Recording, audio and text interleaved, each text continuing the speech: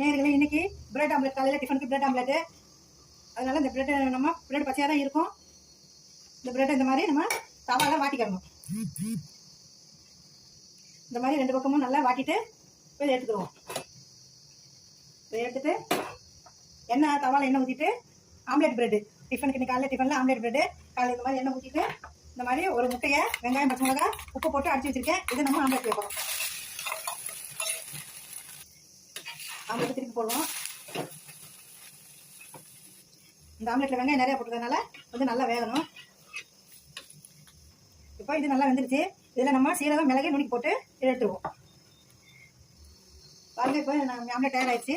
இப்போ நம்ம stove off பண்ணிவிட்டு ஆம்லெட் இந்த மாதிரி முட்டை ஆம்லெட்டு பிரெட் ஆம்லெட்டு ரெடி. இது காலையில் டிஃபனுக்கு இந்த மாதிரி